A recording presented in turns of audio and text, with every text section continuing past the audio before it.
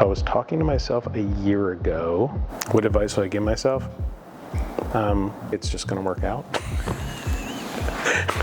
And then I would yell back at myself, it's not that easy. It's a huge learning curve. Trying to take a building that's this old and figure out what we're gonna do with it. In the past year, we paid for it. I surveyed it, laser measured it. We've put a whole new roof on. Welcome to the roof. One of the things I'm most excited about is the fact that they're actually adding insulation. This building's 110 years old. There was no insulation in the roof. Redid the parking lot. A lot of scraping, a lot of grating going on. Looking pretty good. Done some electrical upgrades. There's a lot of stuff in here with wires going that we don't know where they go. And somebody hit the fire hydrant outside and knocked it clear out of the ground. That was fun. Be the person that hit this, you could have just at least told us. I'm a paramedic. I may even fixed you up if you were injured. Oh, we drained the basement.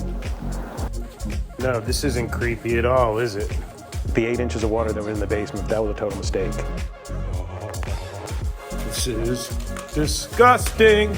I was just curious how deep the trench was that was running in the basement. And there was a piece of rebar, so I took it and I'm like, oh, this thing's probably only 1/2 inch thick. And then it went all the way down to the ground and it was a mud plug. And it ended up being like 1 foot deep. And next thing you know, it sounded like a freight train when I'm like, oh, I didn't think it was that deep. So I popped up the rebar and next thing you hear the slow start of water and then it was like, and all that crap went out of the basement. That was actually pretty freaking hilarious. Oy. It's, what's our favorite? It has to be Hoffa, bar none. We had a lot of pride in that project. We had a lot of tears in that project. Hoffa had a lot of moving parts. It was so stressful. It was so, holy shit, what are we doing? We showed some of the mistakes, but there's like 3 gallons of resin on the floor out there where weird stuff happened. To see the look on their face was just, that is now in our business model. That's gonna set the stage for what we do going forward. Oh, what do I wanna do in a year?